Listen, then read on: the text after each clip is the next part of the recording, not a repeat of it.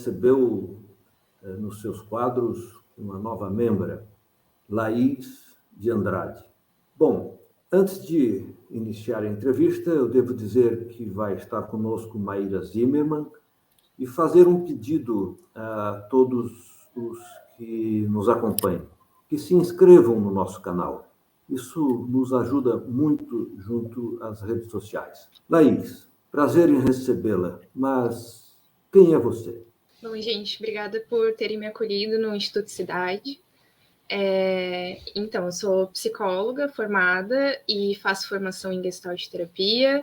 Trabalho na clínica, por enquanto, e também voluntariamente com acolhimento psicológico online, dentro de um projeto que estou tocando com uma amiga minha.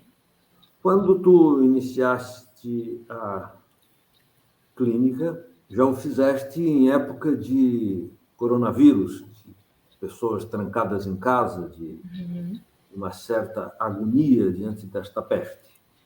Como é isso? As pessoas estão vivendo uma nova situação, estão adaptadas a isso, estão sofrendo com isso. Como tens visto esse estado de estar no mundo? Bom, então, inicialmente, quando eu atendo, na verdade, a questão da pandemia não aparece tanto. Ela costuma aparecer quando já tem um vínculo mais desenvolvido e a gente vai percebendo como isso está atrelado com o que a pessoa sente dentro de outros assuntos, né? Dentro de outras partes da vida. Então, geralmente, trazem coisas da vida do dia a dia e aí sim aparece como a pandemia afetou aquilo. E acaba sendo muito interessante, apesar de trazer essa aflição, né, de que cada pessoa é atingida de uma forma. Então, não teria como dizer que existe um fenômeno acontecendo no sentido de ser algo igual para todo mundo, mas cada um se afeta de um jeito diferente. Bom, eu tenho uma pergunta que eu gostaria de fazer. Eu sou de um tempo em que as relações afetivas eram mais sólidas, mais estabelecidas. Considera-se que tu és de um tempo em que as relações amorosas são mais frágeis, ou pelo menos menos duradouras. Bauman fala que elas são mais líquidas. Tu tens percepção destas situações? Há queixas sobre a falta de algo permanente na vida, ou as pessoas se dão bem estando mais soltas nos seus afetos?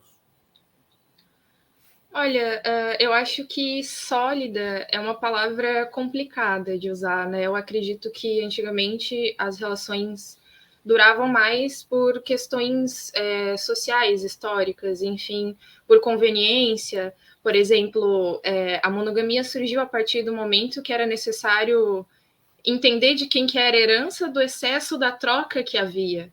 Então, esse tipo de coisa influencia nas relações que existem hoje, que existiram na sua geração, na minha geração, enfim.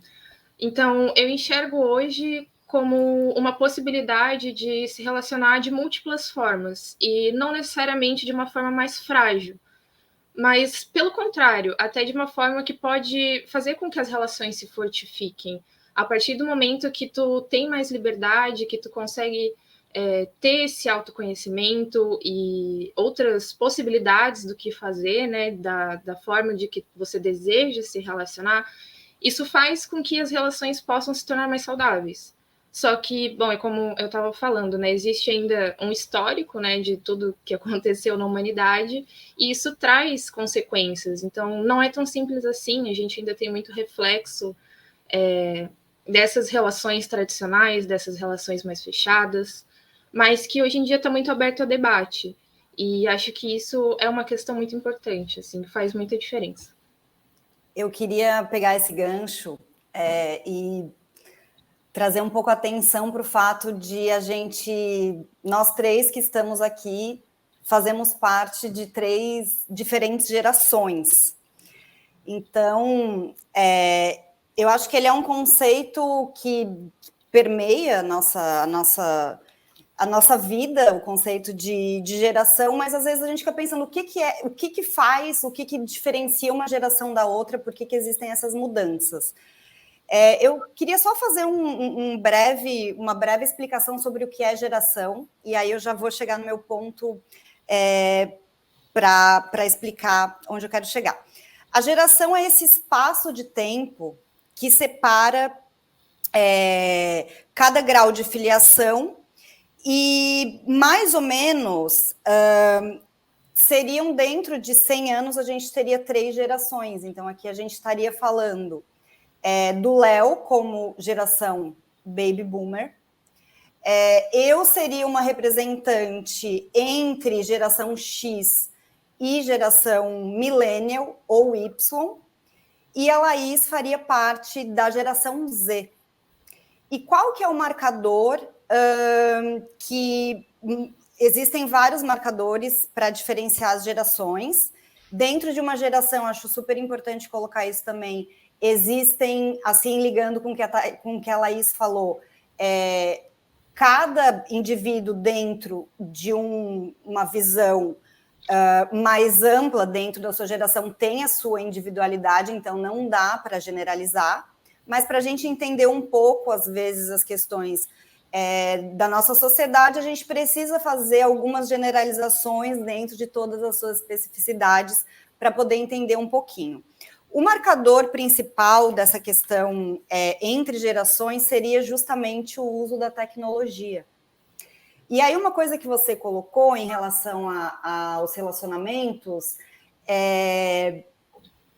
estarem, de uma certa forma, mais soltos, mais livres, mas ao mesmo tempo que existe um vínculo maior, eu queria te perguntar um pouco qual que é a relação dentro de alguém que faz parte da geração Z com a tecnologia. Como que funciona para você, por exemplo, o uso de aplicativo, ou mesmo no seu trabalho, como que funciona para você as redes sociais? Uhum. Olha, essa pergunta ela é muito interessante, até porque ela se tornou muito atual depois do início da pandemia, né?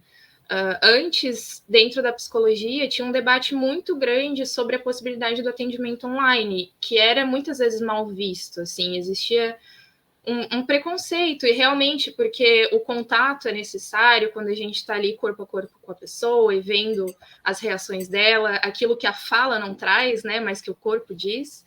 Porém, o atendimento virtual ele se tornou algo muito comum, né, e necessário, inclusive, por questões de saúde, e foi muito desmistificado também, na minha visão.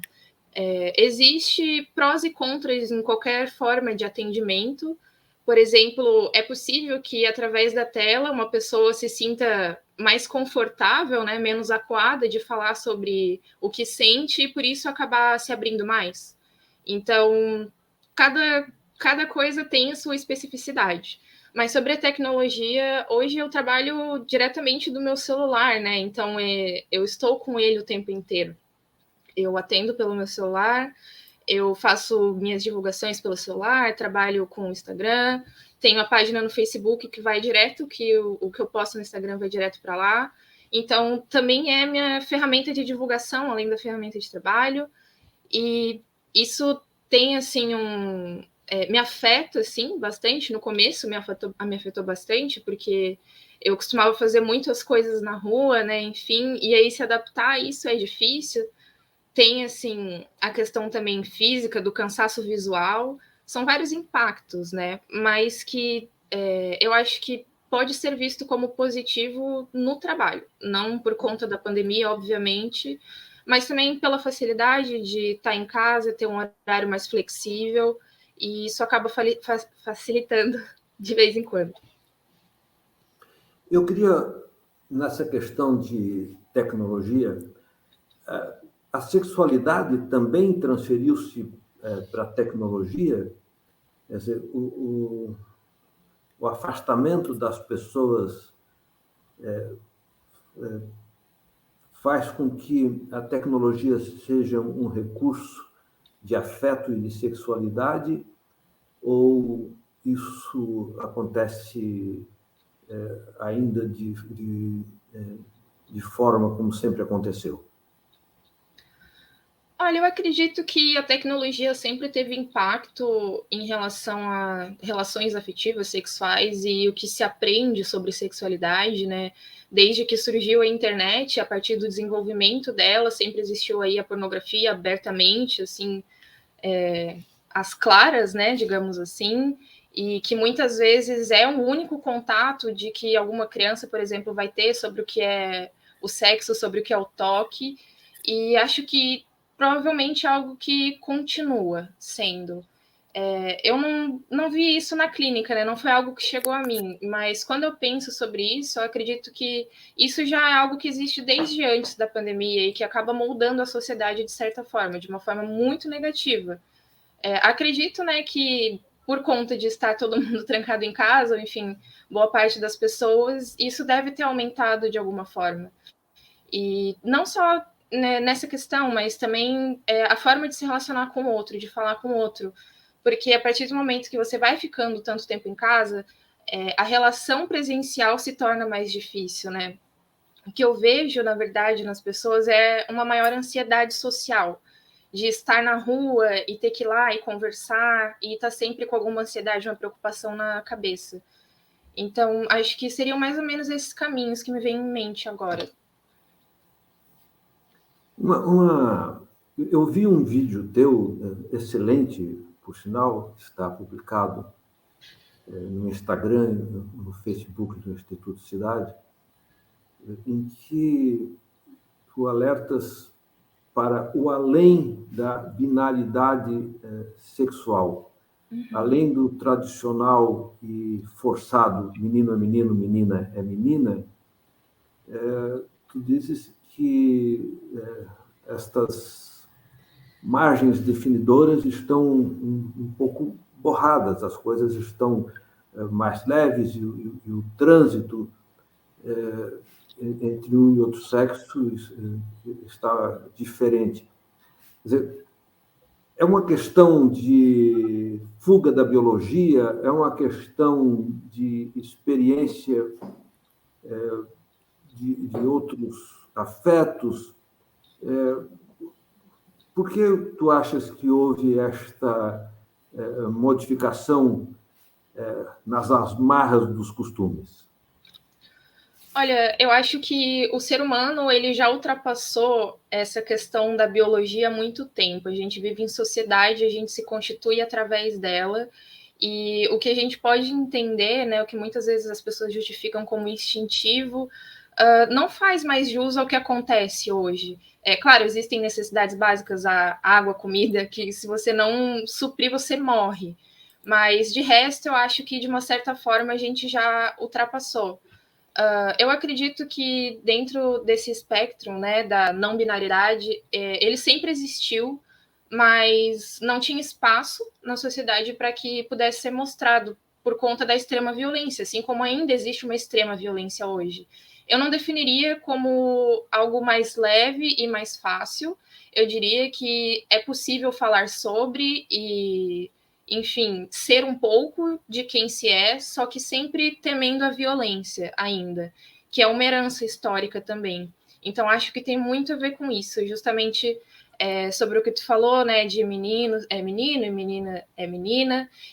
Isso vem de uma cultura até muito longa, já de muito antes, assim, né, com a igreja, por exemplo, e toda a questão da moral, toda a questão dos costumes.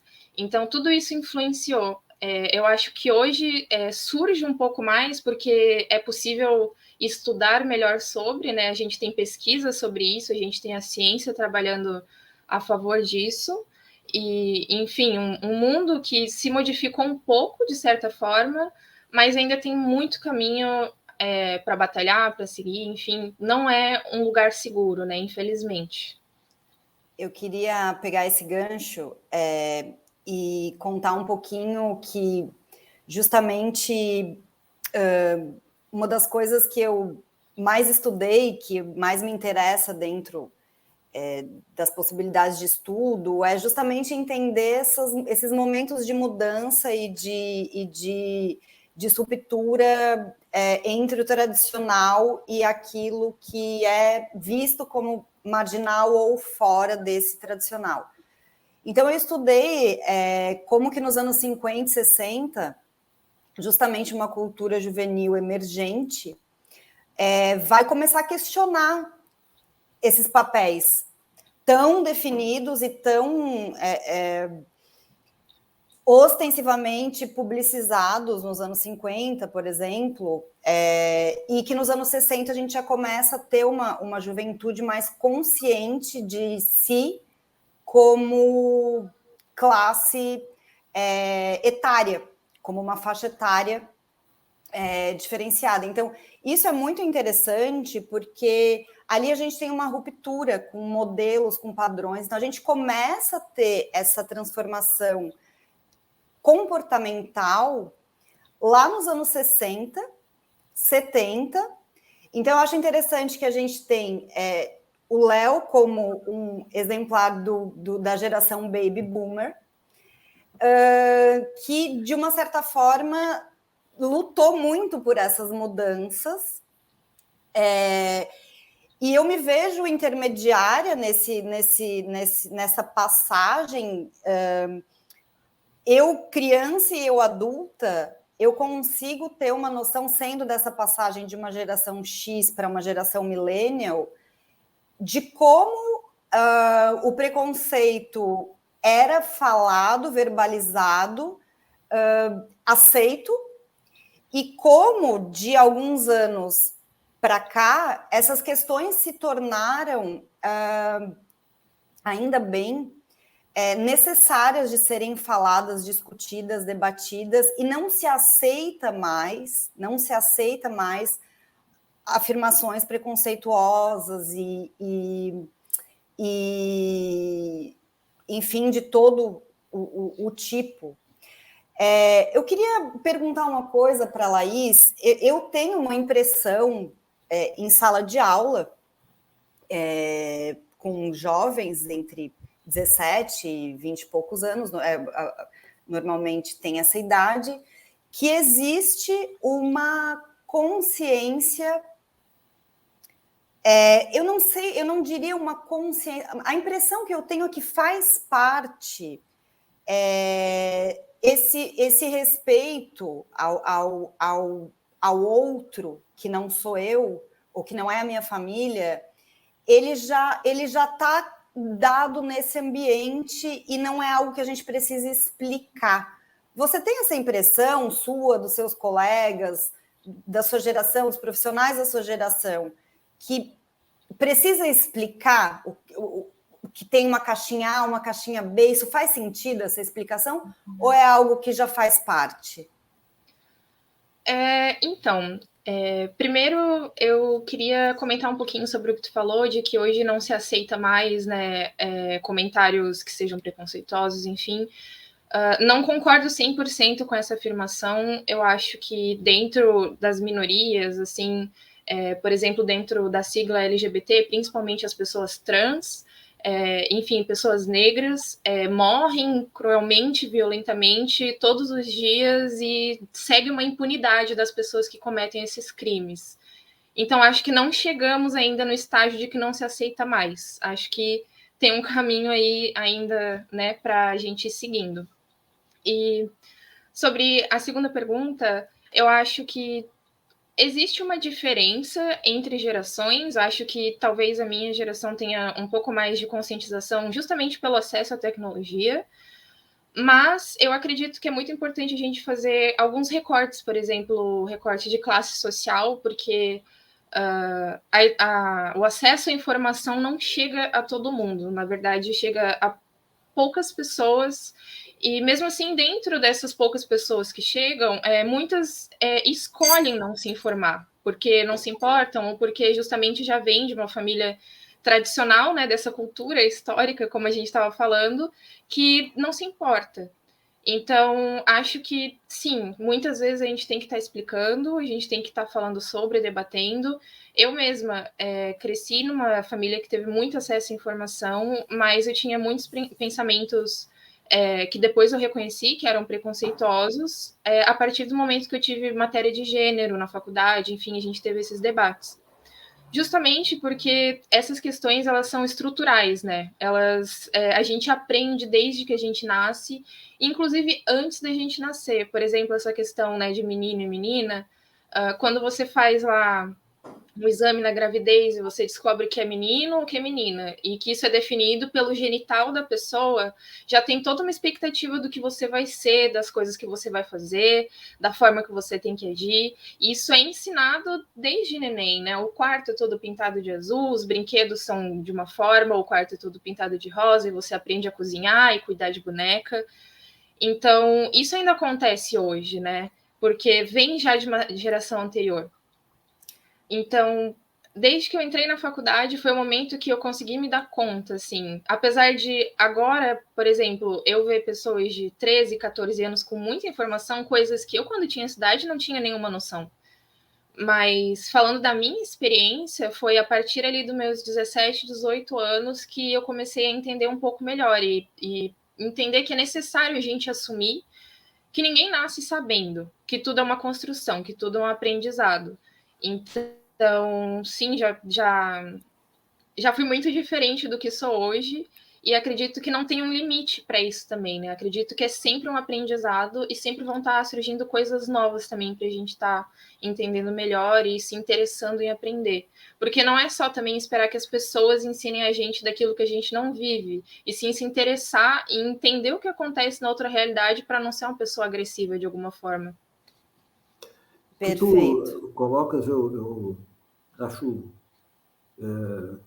todo o sentido da possibilidade humana de não se fechar em conceitos, porque alguns conceitos os alcançaram, eu acho o pensamento mais libertário que alguém pode ter.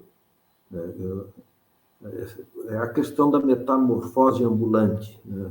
Nós somos sempre seres em transformação e sempre podemos ser outros sobre nós próprios. Mas tu falaste uma coisa interessante, que foi a partir de disciplinas na faculdade que tu percebeste alguns conceitos e a historicidade deles. Bem, sobre ensino, sobre educação, há duas opiniões que ficam se digladiando. Uns entendem que a educação ela enquadra, ela força numa determinada direção. Há entendimentos de que a educação, enfim, é um aparelho ideológico conformador. Já outros entendem que sem educação não há liberdade, não há percepção da vida, não há formação de conceito, não há formação de capacidade crítica. Como é que tu vês a educação formal? Como é que tu vês a instituição educação? Olha, eu acho que depende muito do conceito de educação que a gente está falando. Se a gente fala de uma educação que prepara a pessoa, por exemplo, agora pegando a questão do novo ensino médio, né, que você pode escolher algumas matérias, mas já é preparado diretamente para o mercado de trabalho. Ali você não está tendo nenhum pensamento crítico, né? Isso não se desenvolve, você vai direto trabalhar. Então, eu vejo aí uma questão que é importante de ser debatida. E dentro do ensino particular, por exemplo, né, existe também essa questão de ensino médio preparatório para vestibular, para, enfim, cursinho, né, dentro das escolas do ensino médio particular. E isso também, de uma certa forma, já é preparar, né, molda para algo específico que, na verdade, depois que você fizer aquela prova, 80% do que você aprendeu a sua vida toda não vai nem lembrar ou não vai usar, enfim. Eu acho que educação pode ser algo que não necessariamente tem que ser dessa forma, mas no sentido de aprendizado, né? No sentido de ser algo libertário quando te faz uma pessoa crítica. Então, eu acho que é isso que falta em muitos espaços, e isso é muito complicado de debater, na verdade, porque falta acesso, não quer dizer que as pessoas não tenham. Então, acho que é por aí o caminho. Bom, me parece que tu colocas que o ensino é válido, mas faltam espaços de criticidade dentro do sistema educacional. Bem, essa é uma briga que está estabelecida no Brasil, que tem uma direita violenta, reacionária, que entende que a universidade é um lugar de pecado social, de corrupção de juventude, de drogas. E muitos achamos que sem a universidade não se pode construir pensamento de uma sociedade sobre ela própria. Eu queria, tu tens formação em psicologia, não exatamente em psicanálise, mas tu tens acompanhado esta polêmica da criação de um curso de psicanálise formal dentro de universidade? Não acompanhei. Porque tem uma discussão se a psicanálise pode ser transmitida apenas pelas escolas de formação que nós temos, ou se ela poderia ser levada para dentro de universidade e formalizada com disciplinas, etc. Bem, a tua formação me parece que está sendo em Gestalt terapia. Tu podes traduzir isto para nós outros? Sim. Só queria fazer uma observação antes sobre o que a gente estava falando sobre educação, claro, e sobre a liberdade de educação, que me ocorreu agora. Eu acho que é importante, quando a gente vai pensar em educação, a gente pensar lá na base, nos primeiros anos. E antes disso, eu acredito que só a educação em si não liberta ninguém, não salva ninguém, porque antes disso é preciso que as pessoas tenham condições dignas de vida, né? Enfim, poder se alimentar e ter um lazer, enfim, coisas que propiciem tanto a saúde física como a saúde mental. Para aí sim poder estudar, né? E ter um pensamento crítico, que é o que falta hoje muito, infelizmente, para a maioria da população.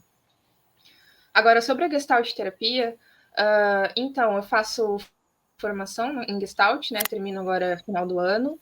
É uma abordagem, digamos, recente, mas ela é muito bem estruturada, assim, na verdade ela pega um pouco da psicanálise e traz para dentro da fenomenologia, que é essa parte mais que vê o ser humano como parte da sociedade, né, que leva mais em consideração o contexto social do que a interpretação da pessoa por si só, porque a psicanálise tem disso, né, quando você faz análise, é ali a interpretação de algo que você está sentindo como ser. E a Gestalt, ela olha também o que tem ao redor. Ela olha todos esses recortes que eu tenho falado até agora, enfim, tudo isso atravessa o ser humano. Então, quando chega alguém na clínica, sempre penso, né? Quem é essa pessoa, da onde ela fala, quais são as vivências dela também, claro, né? Porque as vivências pessoais, né, que a gente chama de vivências subjetivas de cada um, influenciam em como ela vai agir no mundo. Mas a sociedade e os atravessamentos que tem naquela pessoa também vai influenciar em como ela age no mundo. Por exemplo, eu, como uma mulher branca, que cresci numa família classe média, eu não vou vou ter o mesmo pensamento, não vou ter as mesmas formas de agir no mundo do que uma mulher negra que trabalha no campo, que vive numa área rural. Então, tudo em consideração. O contexto da pessoa levado em consideração e também entender que as nossas ações de hoje, elas têm um fundo de algo que a gente aprendeu antes, né? Então, muitas vezes a gente acaba repetindo comportamentos sem perceber por conta de algo que a gente já aprendeu e não nos serve mais, só que a gente não se dá conta, e aí aquilo se repete diversas vezes. Então, a ideia da Gestalt terapia é trabalhar junto à pessoa, né? Não tem a ideia do psicólogo como alguém que vai interpretar, e sim como alguém que está ao lado da pessoa para ela se entender, para que ela possa criar novas formas de agir que sejam mais saudáveis, que causem menos sofrimento. Muito interessante, porque a gente parte dessa ideia de uma construção social do indivíduo,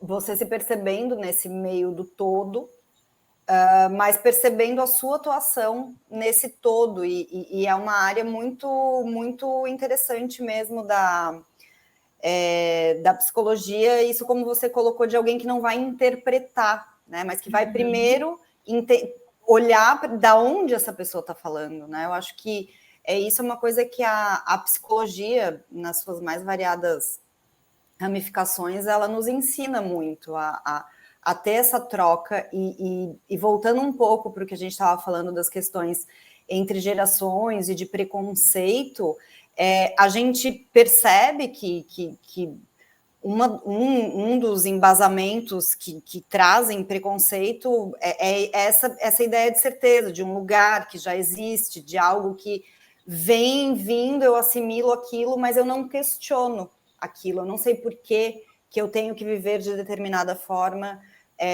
mas eu vou indo, né? Então, essa questão de a gente entender por que a gente recebe essa carga toda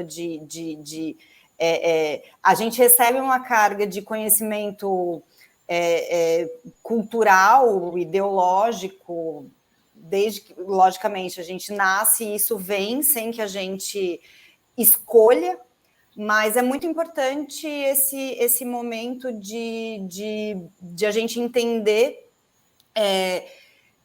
que podemos, sim, questionar e transformar, né? Nos transformar e transformar o mundo. Eu acho que esse é o processo que muitas vezes fica truncado na ideia de transformação.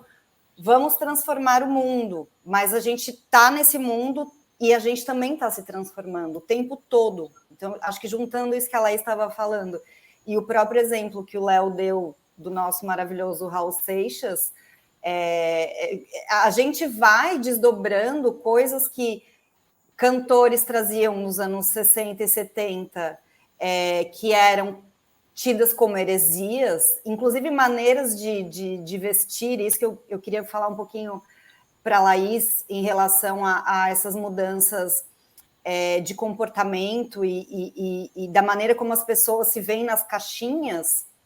A gente tem muito a questão da moda, da maneira como as pessoas se vestem, significando diferentes coisas, e cada vez mais essas barreiras vêm se transformando. Eu acho legal a gente, de tudo que a gente já conversou aqui hoje, pensar que a gente tem esses comportamentos e essas mudanças entre as gerações, e que a gente também enxerga isso por meio da roupa, da maneira da roupa e do comportamento, claro, uma coisa ligada na outra. E eu queria fazer só um parênteses, quando eu coloco, achei muito, muito interessante a sua resposta, porque quando eu coloco que preconceitos não passarão, claro que parece até que eu estou numa utopia, né? num desejo aqui, numa idealização, vivendo com esse desgoverno que a gente vive, né? E uma das questões que eu vejo em relação à atitude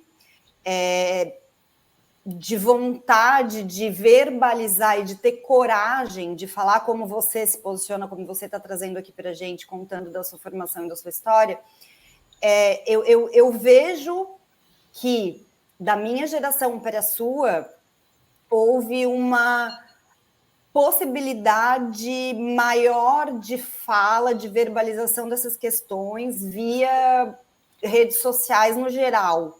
Uhum. Isso trouxe muita visibilidade para os movimentos que começam lá nos anos 60. Então, o movimento pelos direitos civis, os movimentos negros, feministas. Então, a gente vem vindo numa mudança que se estabelece, mas, ao mesmo tempo, sempre tem uma força reacionária contrária E eu acho, apesar da catástrofe que é esse governo, em todos os sentidos, não vou entrar especificamente nessa discussão, uma das coisas que eu noto, e eu queria saber se o Léo nota isso também, é o fato de eu ter percebido, no geral, uma maior conscientização e um maior posicionamento, tanto assim, dos jovens e de pessoas em geral, sobre ou assumindo que são reacionárias, que não querem mudança, ou se colocando. E muitas pessoas que não pensavam sobre essas questões, os discursos do Bolsonaro são tão caricatos e absurdos que, independente de você ter raciocinado, ter estudado assuntos como gênero, sexualidade, aquilo ali é um absurdo em si. Então, eu percebo que existe, falando aqui, então, geracional, né, nas gerações mais jovens, posso falar isso também de sala de aula, que existe um posicionamento, uma vontade de se colocar contra esse tipo de comportamento reacionário. Queria saber o que vocês acham disso. Faz sentido ou não? Léo, quer falar alguma coisa? Eu posso ponderar a respeito do que a Maíra levanta e que me parece muito importante. Há uma ideia que é de fundo carola, que os humanos têm que ser bonzinhos e bem comportados. Eu não acho que as relações sociais têm que ser encaminhadas por meio de ódio. Eu acho que há grupos de ódio, de mentira, de enganos à esquerda e à direita no Brasil, perderam completamente o sentido. Mas o que eu achei muito interessante é que, em 2013 em diante, claro, 2013 como marca, não aconteceu num momento único, a sociedade brasileira começou a tomar posição contra ou a favor de alguma coisa. Acho que muitos dos contras e muitos dos a favor estão completamente equivocados, mas as pessoas começaram a tomar posição. Historicamente, nós não tínhamos posição no Brasil desde os anos 60. Depois da ditadura militar, houve um arraso, um nivelamento raso do pensamento político brasileiro, em que ninguém tomava mais posição nenhuma. E isto foi ocupado por grupos fantasiosos, por ideias religiosas, por salvações da pátria. Nós tivemos uma série de posições que eu considero bastante equivocadas. Agora, eu tenho repetido uma coisa, tem que tomar muito cuidado com a questão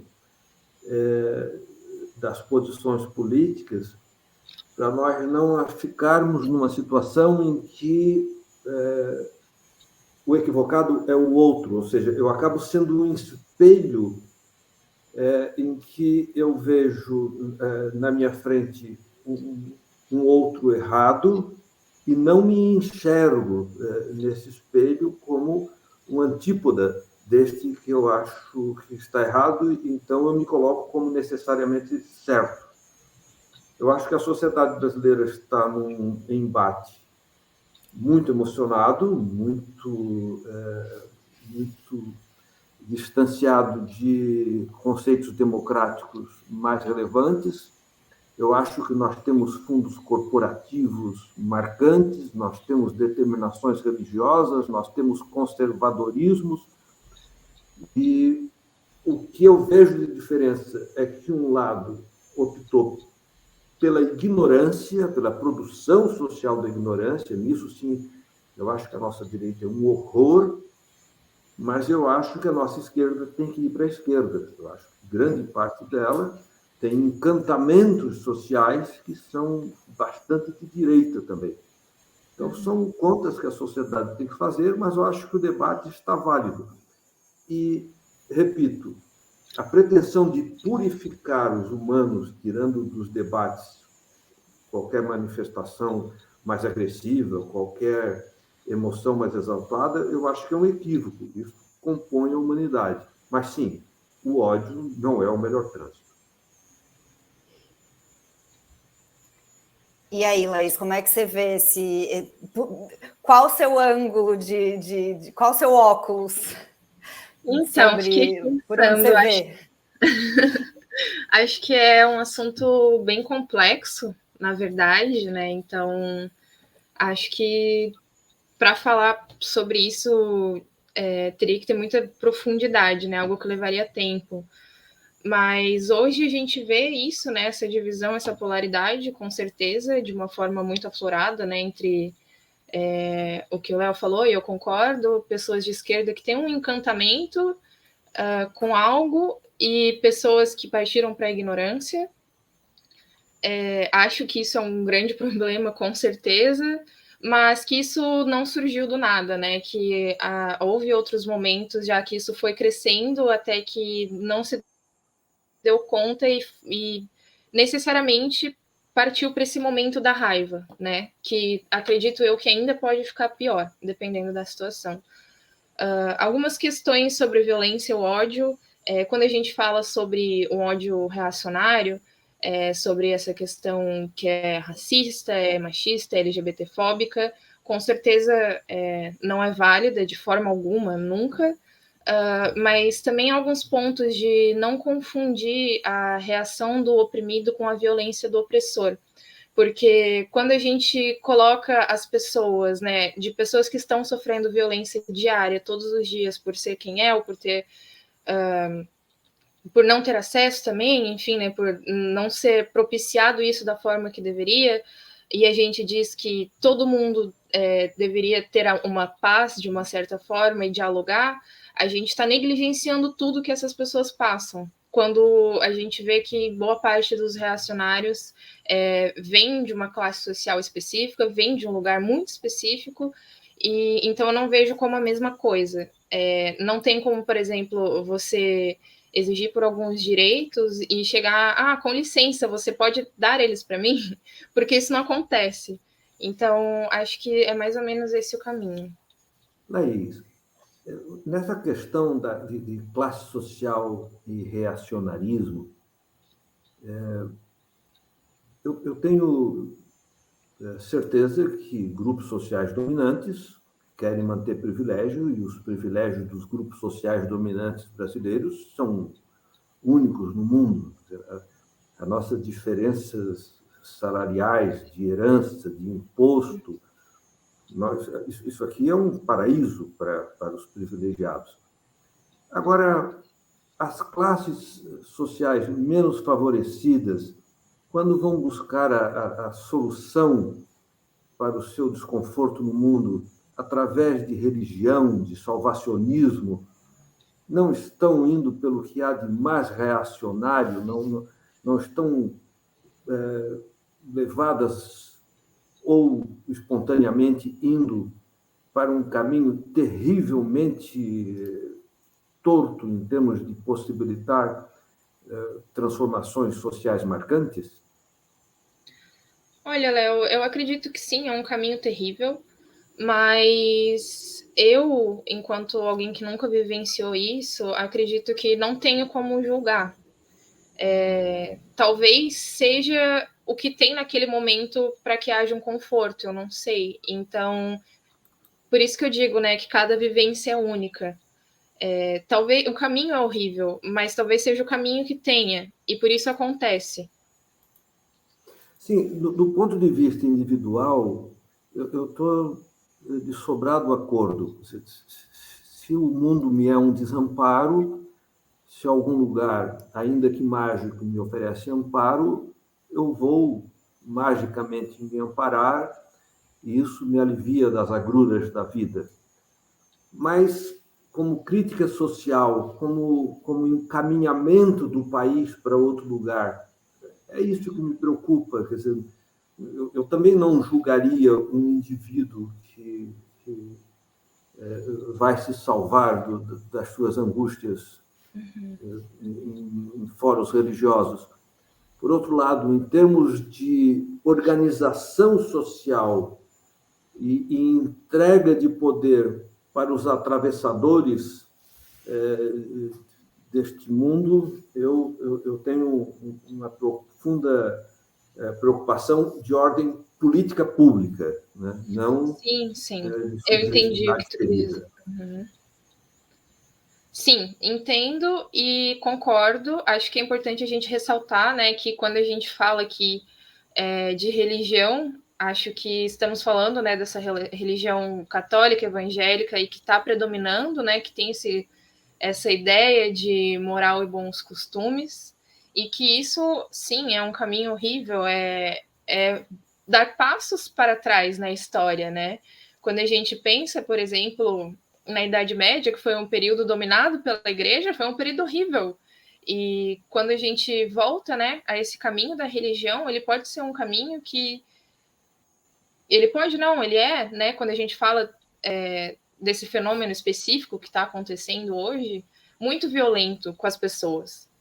E, na verdade, ele já é, inclusive, para quem não segue esse caminho, né, muitas violências que são cometidas por pessoas que se dizem cidadãos de bem, que se dizem que vão à igreja, mas estão lá, fazendo o que tem de pior, ou, enfim, falando mal de coisas que fazem escondido também, quando é algo menos agressivo fisicamente, digamos assim. Então, nesse sentido, sim, eu acho que é um grande retrocesso. Eu gostaria de pensar um pouco essa relação de tradição e novidade.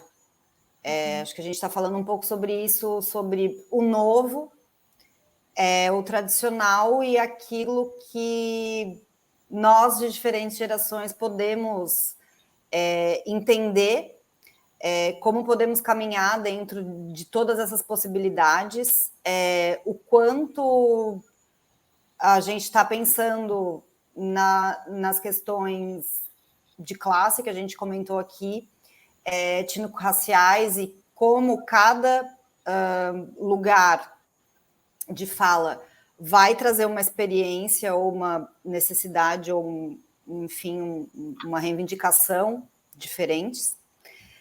E uma das coisas que eu tenho estudado, que tem me chamado muita atenção e que eu acho curioso pensar que veio dos meus estudos de moda, e que eu cheguei na questão política, levando um pouco, acho que para tudo que a gente conversou aqui. Essa questão de um apego muito grande a um passado é uma característica muito, muito aflorada em pessoas que são reacionárias e não conseguem justamente lidar com esse outro. É quase como se existisse uma maneira de ser e a gente, se não se encaixa em A ou B, está errado, está equivocada nesse sentido. Então, eu acho muito interessante ouvir as interpretações de vocês dois sobre essas questões. Eu fui vendo cada um falando e pensando um pouco como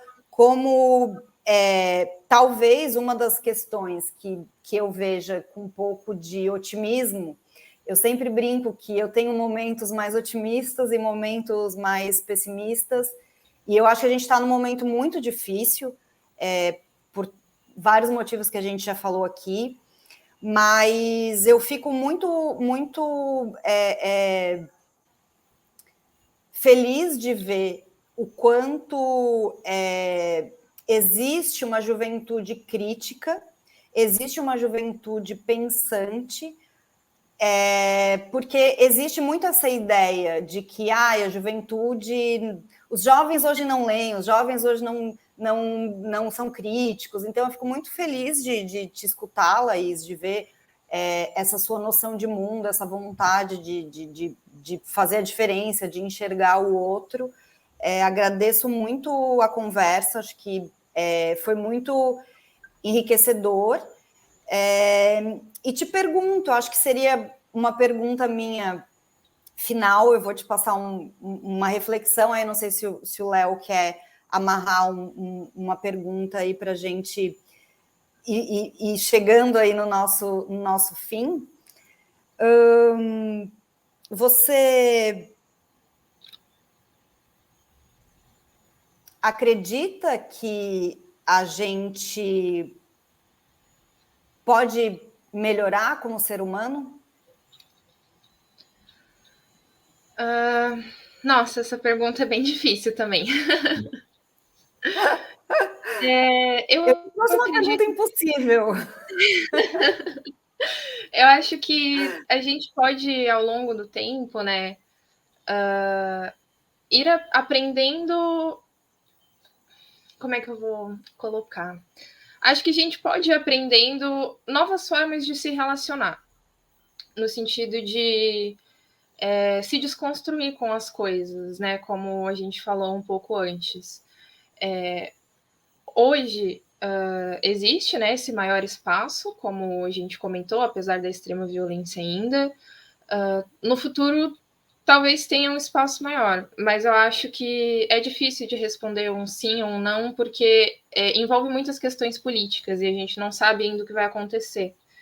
Isso faz toda a diferença assim, no espaço que vai ser aberto ou reprimido, para que possam haver esses debates, né? Infelizmente, a gente não sabe aonde tudo isso vai parar. Então, acho que eu não conseguiria afirmar que é possível ou não, pelo menos falando em termos de Brasil, mas acho que é importante a gente seguir tentando.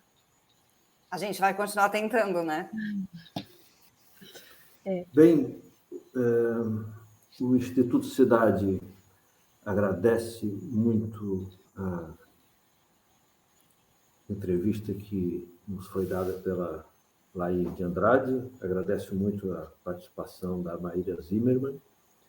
Laís, a palavra é tua para a tua despedida e para a tua entrada ao mesmo tempo nesse grupo que nós somos Instituto Cidade, que é um lugar de troca de ideias, de construção de conhecimento, de lutas libertárias, de tentativa de ampliação dos espaços sociais dispostos às trocas de ideias.